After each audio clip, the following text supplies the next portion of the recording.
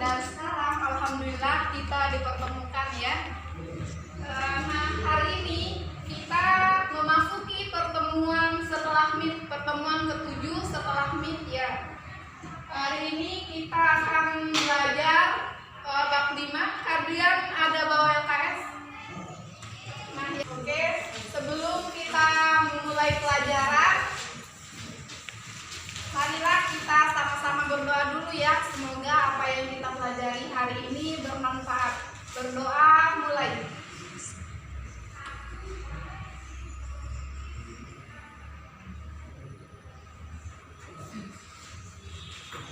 Berdoa selesai. Sebelum Ibu masuk ke pelajarannya, Ibu akan absen terlebih dahulu ya. Siapa aja yang hadir hari ini?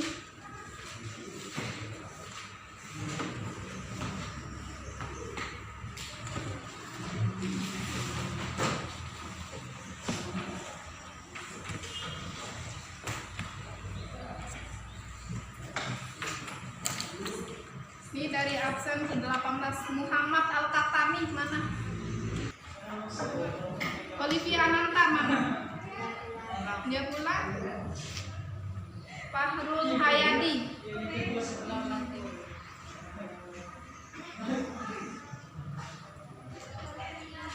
Rabi Azwan. Udah pulang? Kenapa pulang? Oh udah ya tadi. Ramalia. Nanti udah ya tadi ya Ramalia. Ria Malaywati.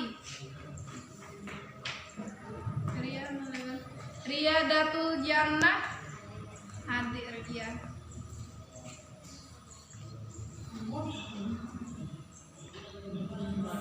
Rizky Faudila Maulani. Udah hadir ya. Siva Ardaneswari. Septia Ramadhani. Oh, Septia. Silvi Ardianingsi. Sirin Zakia Rahman. Oke, baiklah. Hari ini kita akan mempelajari kalor dan perpindahannya. Pada pertemuan kali ini kita akan mencapai beberapa tujuan. Yang pertama, siswa mampu mengetahui pengertian dari kalor itu sendiri. Yang kedua, siswa mampu mengetahui perpindahan kalor. Dan yang ketiga, siswa mampu mengetahui penerapan kalor dalam kehidupan sehari-hari. Nah, ketiga tujuan pembelajaran ini yang akan kita capai dalam pertemuan kali ini. Oke, pelajarannya. Minggu lalu kita sudah mempelajari tentang suhu. Ada yang masih ingat apa itu pengertian dari suhu? Ada yang masih ingat? Oke, satu orang bacakan Ibu pengertian dari suhu. Kamu bacakan Ibu. Ayo bacakan teman-temannya pengertian dari suhu bab 4. Buka bab 4. Nah, kalor dan suhu ini saling berkaitan ya. Makanya bab 4 itu kalian juga harus menguasai dan harus ingat pelajarannya dulu.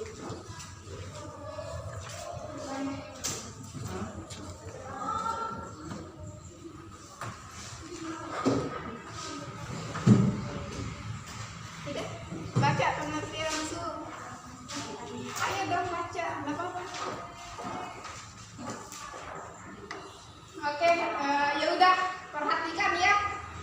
Jadi kalian harus ingat ya, harus membedakan pengertian suhu dan kalor itu apa. Kemarin kita kan udah belajar tentang suhu nih. Suhu itu sendiri adalah derajat panas atau dinginnya suatu benda. Nah, sekarang kita akan belajar tentang kalor. Kalian pernah dengar nggak kalor itu apa? Pernah dengar kata kalor aja nih? Pernah dengar? Pernah dengar kalor? Pernah ya? Kayaknya SD, pas kalian SD juga udah diajarin ya tentang kalor ini. Kalian ingat-ingat lagi?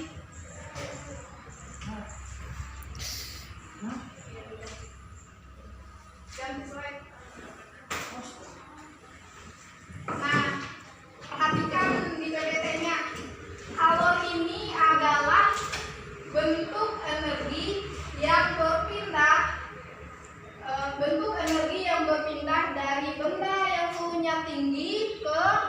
benda yang suhunya rendah ketika keduanya bersentuhan.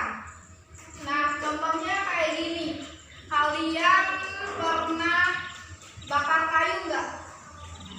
Pernah kan? Pas kalian bakar kayu, misalnya kalian bakar kayu, api itu kan akan panas, api kayunya kalau kalian bakar akan panas kan, akan terbakar dan akan panas. Nah, inilah pengertian kalor itu. Kalau kita membakar kayu, maksudnya apinya ini sebagai suhu tingginya. Api ini akan berpindah ke kayu, jadi kayunya akan terbakar dan panas. Oke, satuan dari kalor. Satuan dari kalor ini sendiri adalah joule. Nah, kenapa bisa joule? Karena kalor ini bentuk energi. Satuan dari energi sendiri ini adalah joule. Makanya di sini satuan kalor itu adalah joule. Di sini 1 kalori. Kalau kalian pernah dengar nggak kalori itu apa? Pernah dengar? Kalau kalian makan kalorinya segini gitu. Kalian nggak pernah dengar kalori.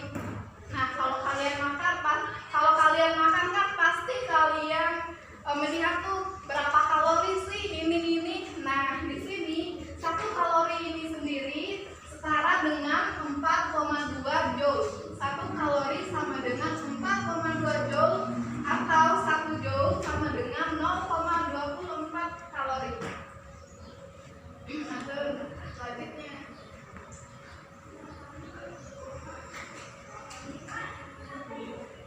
Slide solar. Nah, yang kedua,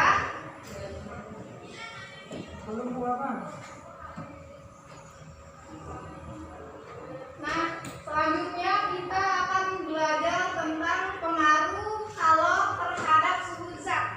Di sini ada 2 ya. Yang pertama, jika suatu zat menyerap kalor, maka suhunya akan naik. Dan jika suatu zat melepas kalor, maka suhunya akan turun. Nah, di sini kalian bisa lihat ada air panas, terus es batu, dan menghasilkan air hangat.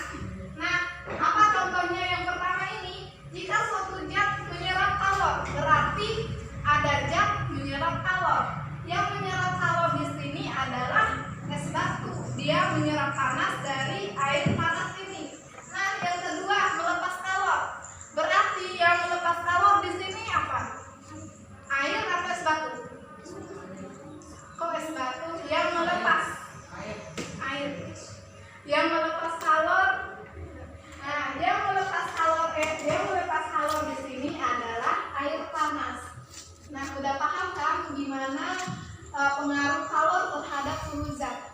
Es batu yang menyerap kalor dan air panas yang melepas kalor. Nah, apabila air panas kita campur ke dalam es batu, misalnya nih ada air panas, terus di sini ada es batu, kita campur nih.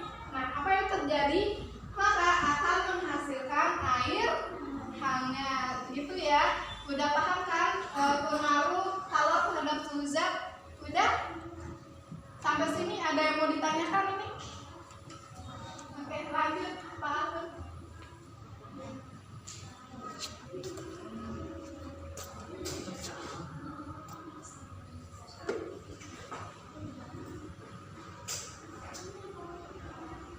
Nah, di sini kalor ini sendiri kita lambangkan dengan huruf Q ya. Ini Q besar. Q besar ini kita lambangkan dengan jumlah kalor. Jumlah kalor yang diserap atau dilepaskan oleh suatu zat adalah, rumus secara matematisnya ini bisa dilihat, Q sama dengan C dikali M dikali delta T. Oke, fokus ya, fokus yang di belakang. Fokus ya. Nah, Q ini apa? Q ini adalah jumlah kalor dengan satuan joule atau kalori. Yang kedua ini M. M ini apa? M ini adalah massa benda dengan satuannya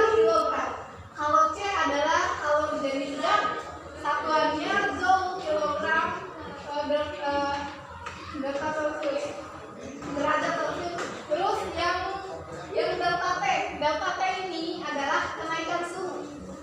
Kenaikan suhu atau perubahan suhu ya. Rumus satuannya itu derajat Celcius atau Kelvin. Maksudnya perubahan suhu ini kayak gimana? Suhu akhir dikurangi suhu awalnya. T dikurangi T0. Bisa juga T2 dikurangi T1. Gitu ya. Udah.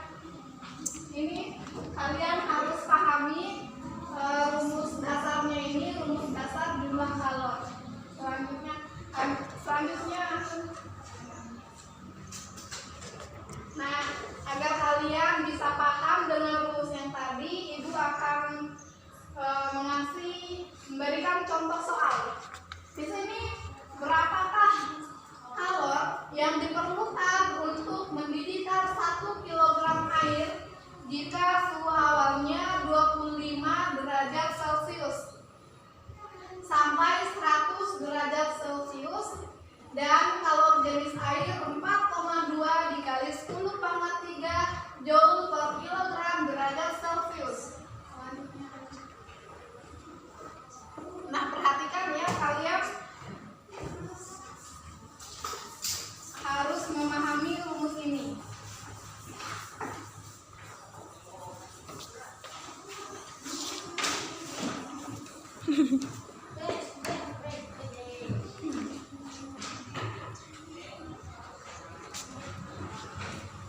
Nah, tadi di soalnya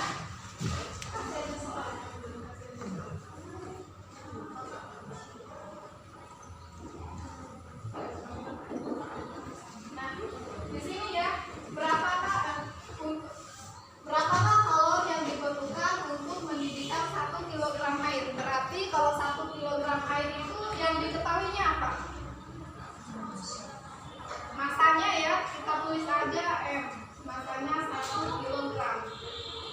Nah, yang kedua, jika suhu awalnya, berarti suhu awalnya ini. Suhu awalnya kita lambangkan aja T1 ya, biar mudah. T1-nya 25 derajat Celcius. Nah, selanjutnya jika sampai 100 derajat Celcius berarti ini suhu akhirnya.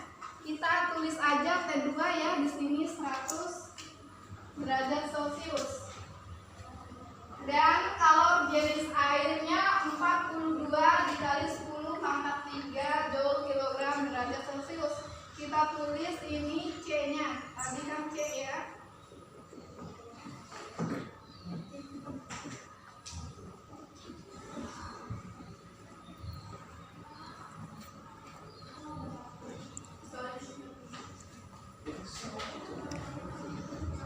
Nah, tadi kan udah diketahui nih. Udah kalian ketahui apa aja yang diketahui dalam soalnya. Terus kita masuk di penyelesaiannya.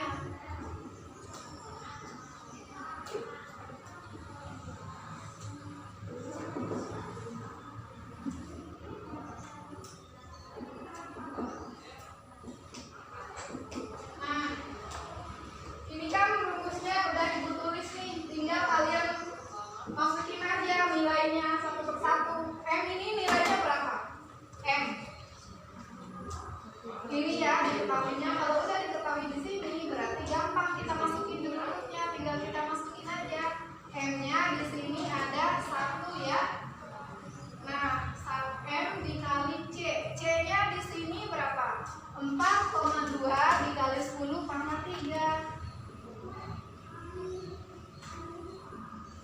Nah, di sini ada delta T. Sebelum kita masukin delta T-nya, kita harus tahu dulu nih berapa sih perubahan suhunya. Berarti di sini kita harus tulis dulu perubahan suhunya. Berarti T2 dikurangi T1 sama dengan 100 dikurangi 25 sama dengan 75 derajat Celcius. Nah, kita udah tahu semua nih delta T-nya, kita masukin aja.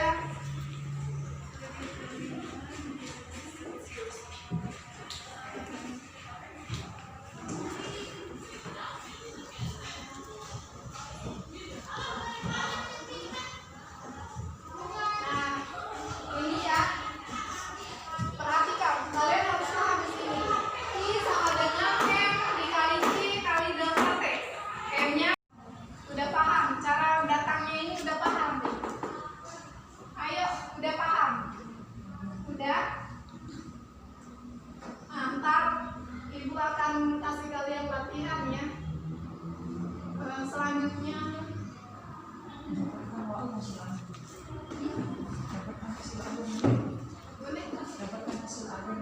Ini.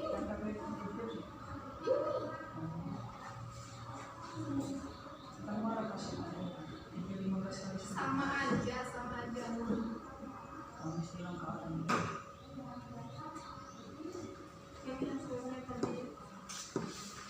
Nah, selanjutnya ini ada kalor jenis.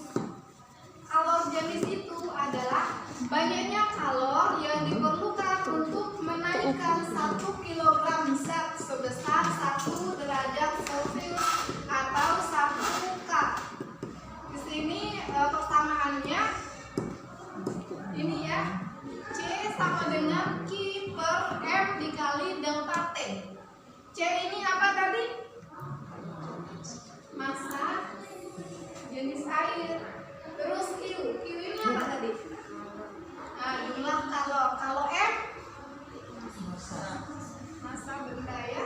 Kalau delta T itu apa tadi? Perubahan. Nah, perubahan suhu ya.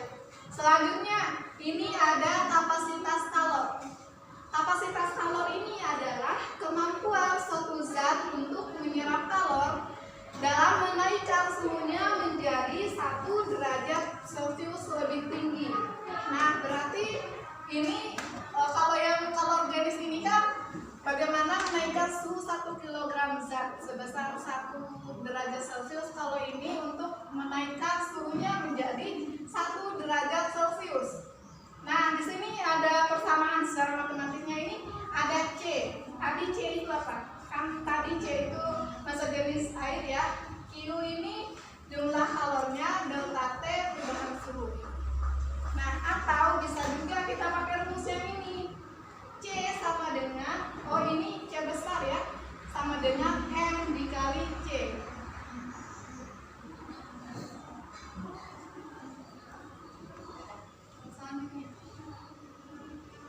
Nah, di sini ada pengaruh kalor terhadap perubahan zat. Kalian perhatikan gambar ini ya. Yang pertama itu ada yang namanya perubahan bujuk zat dari padat ke cair. Kalian tahu nggak contohnya? Perubahan zat dari padat ke cair atau cair ke padat. Contohnya apa? Ada yang tahu? Angkat tangan. Ayo. Kamu apa? Ada sini, kamu apa? Nah, betul ya.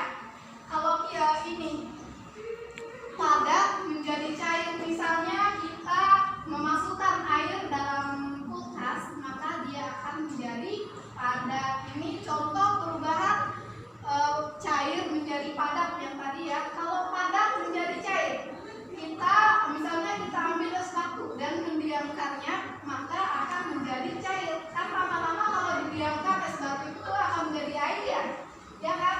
Nah, yang kedua, ini ada yang namanya padat menjadi gas. Kalian tahu nggak contohnya? Kalau benda padat itu berubah menjadi gas, tahu? Ayo ingat-ingat lagi. Ini kalian atau biasa kita sebut dengan menyublim. Ini kalau nggak salah kelas pas kalian SD udah kalian belajar ya. Nah, bilang ayo nyebut aja apa? Nah, betul, kapur barus. Nah, gini, padat menjadi gas. Pas kalian di rumah itu nyimpan kapur barus nggak di lemarinya? Ada?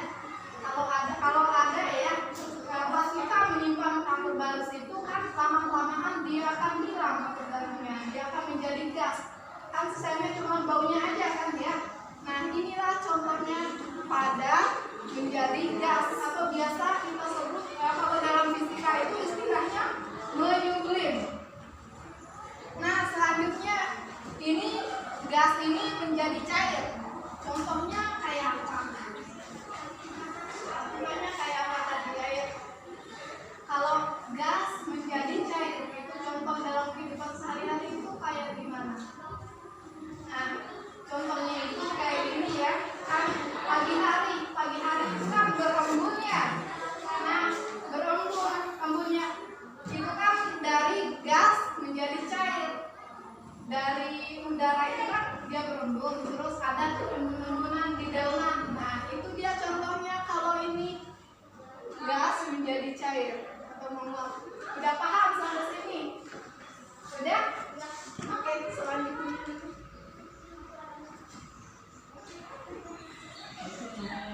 Nah, ini contoh yang tadi. Nah, ini kan air membeku menjadi padat, ini perubahan zatnya. Ini contoh yang tadi. Lanjut aja.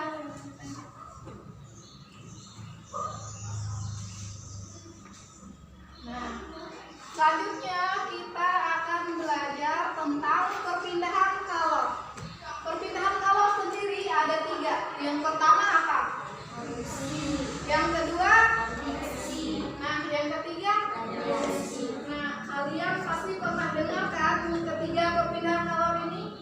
Ini waktu SD kita udah belajar nih, kalian udah belajar perpindahan kalor. Nah, yang pertama konduksi.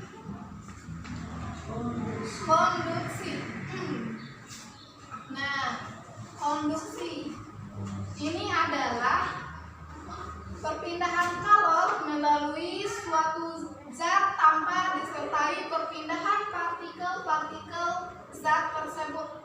Nah, contohnya ini. Kalian pernah makan mie, misalnya kalian makan mie ya, mie-nya panas nih.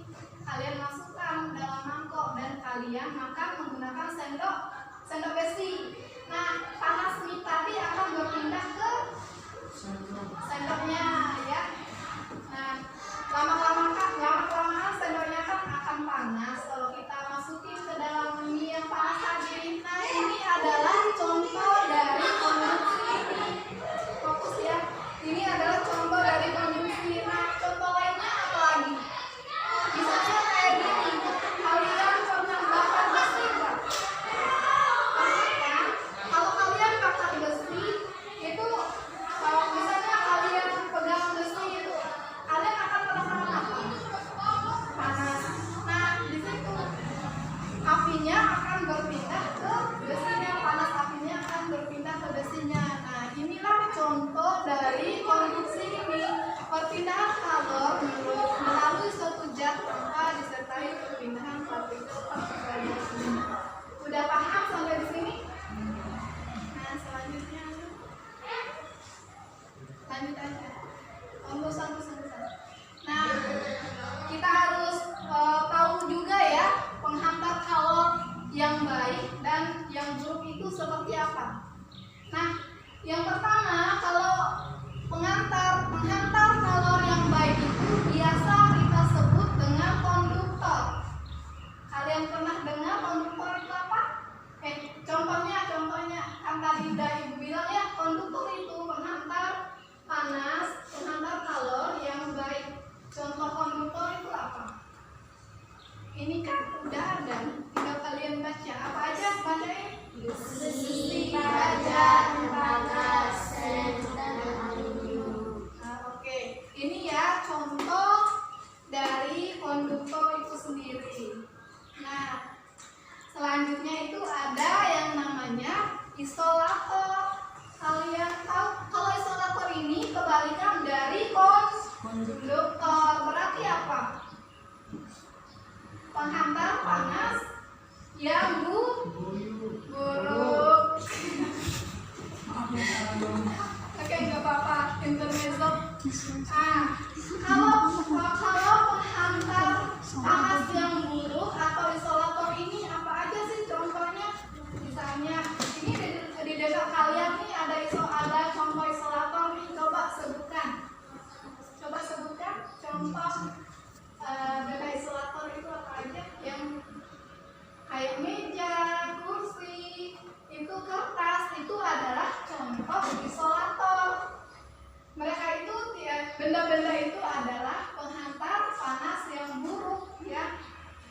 Nah, selanjutnya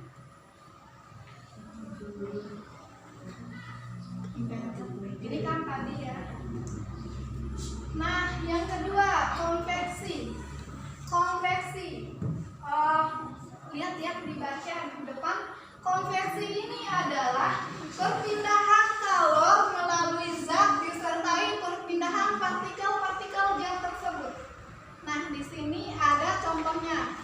kalian di rumah, kalau yang cewek-cewek ya, ini kan dominan cewek nih. Kalau di rumah kalian kan sering masak, ya, sering masak ya. Nah, kalau yang cewek-cewek pas masak itu kalian misalnya kalian memasak air dan sebagainya. Contohnya begini, kalian pas memasak airnya itu kan akan mendidih. Nah, di sini maksudnya partikel air itu akan ikut naik. Kalian pernah nggak lihat air yang mendidih? Nah, itu contoh dari konveksi ini. Artinya perpindahan partikel-partikel itu perpindahan kalor melalui zat disertai perpindahan partikel-partikel tersebut ya. Berarti partikel-partikelnya itu ikut berpindah dia. Kalau air mendidih kan dia kan akan semakin naik tuh. Nah, paham sampai sini? Nah, paham ya? Ibu rasa konversi udah kalian tahu, contohnya itu air mendidih pas kalian masak dan sebagainya. Terus selanjutnya, nah ini ada contohnya lagi, terjadinya angin laut terjadi pada siang hari. Selanjutnya aja. Nah, yang ketiga, di sini ada yang namanya radiasi. Kalau radiasi di sini adalah perpindahan kalor tanpa zat perantara atau medium. Ini kalian bisa lihat ya. Contohnya apa? Contohnya, nah, sinar matahari. Kalau sinar matahari turun ke bumi itu kan tanpa perantaranya, dia langsung turun aja. Kalau sinar matahari kita langsung merasakan panas. Nah, inilah contoh dari radiasi ini. Selanjutnya,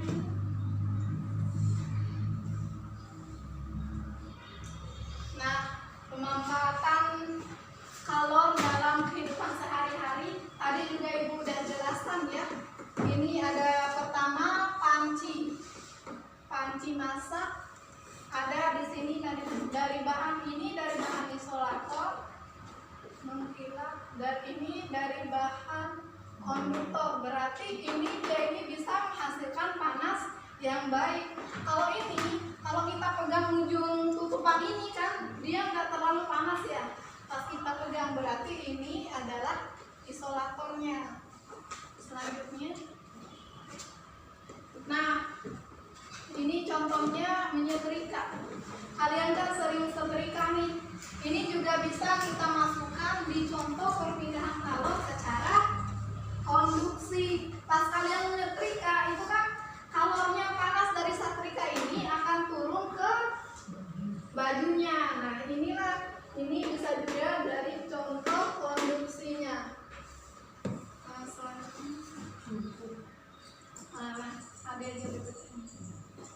Nah, tadi kan kita udah belajar tentang pengertian kalor, perubahan wujud zat, terus perpindahan kalor, dan contoh penerapan kalor dalam kehidupan sehari-hari. Ibu akan nanya ulang nih apa yang kita pelajari tadi. Siap-siap ya. Oke, ibu akan menunjuk ini.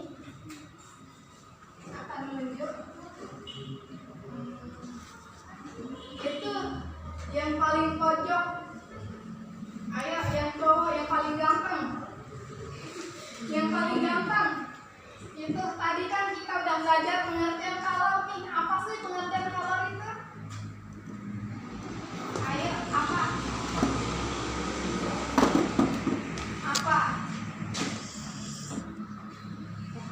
Ibu ulang lagi ya, pengertian kalor. Kalor adalah bentuk energi. Apa bentuk energi?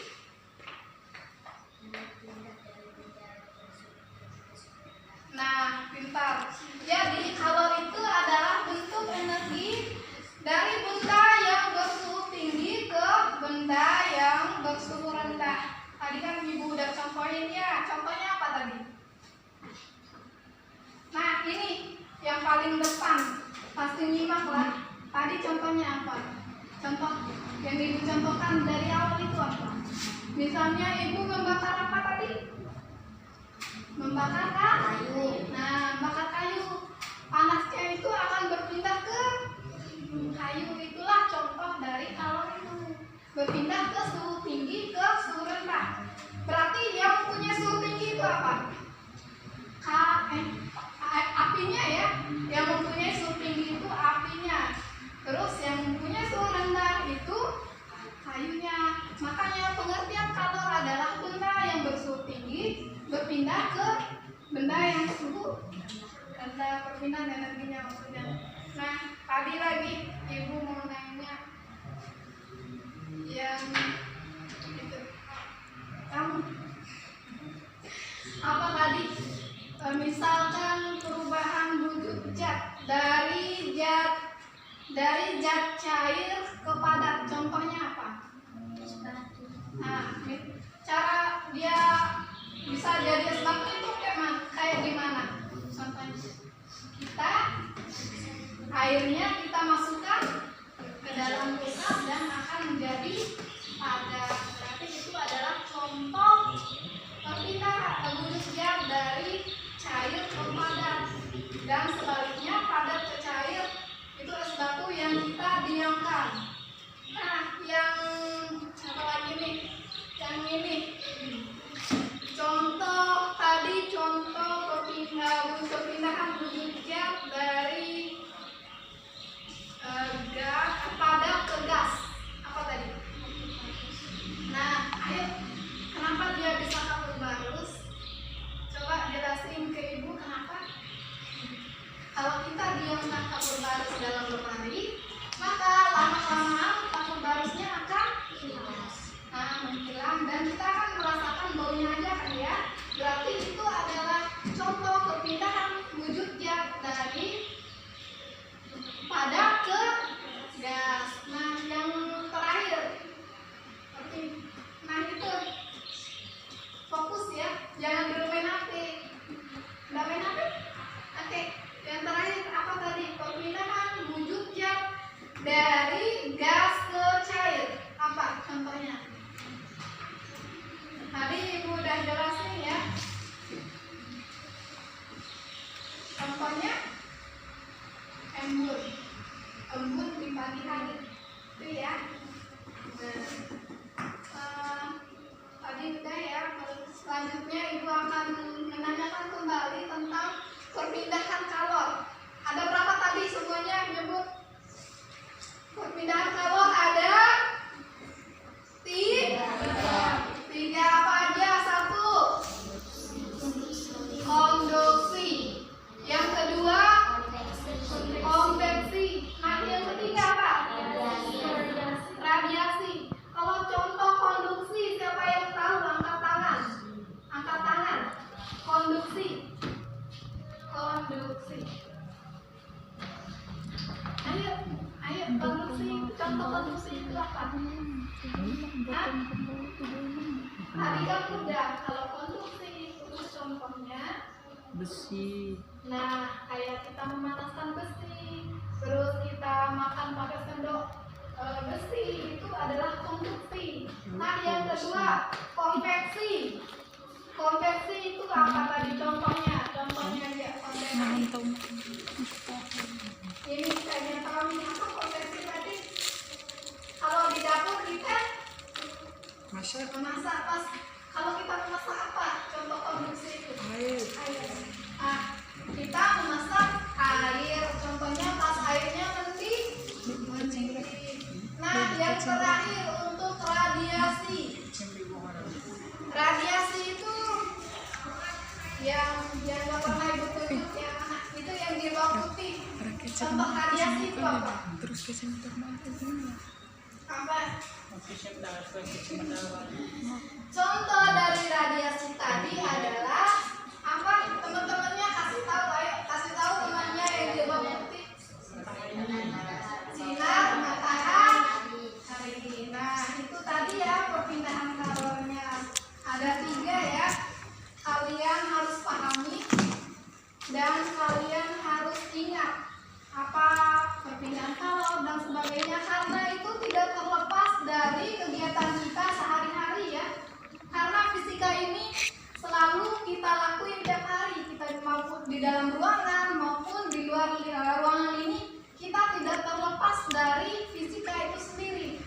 makanya kita dituntut untuk paham dan mengerti apa itu pelajaran fisika, karena tiap hari kita ngelakuinnya.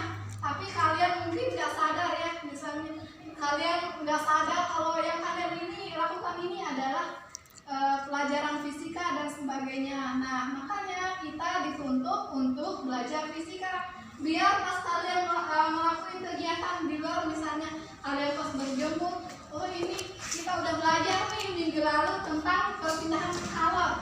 Nah, perpindahan kalor secara radiasi gitu, biar kalian itu paham juga gitu ya. Nah, itu tadi ya, kita hari ini kita sudah belajar tentang kalor dan perpindahannya. Kita belajarnya nggak usah banyak-banyak, sedikit, yang penting mudah dipahami dan mudah diingat ya. Hari ini kita cukupkan pelajaran hari ini. Sekian dari Ibu, terima kasih. Sebelum kita pulang, mari kita berdoa dulu ya. Berdoa sudah belajar. Berdoa mulai.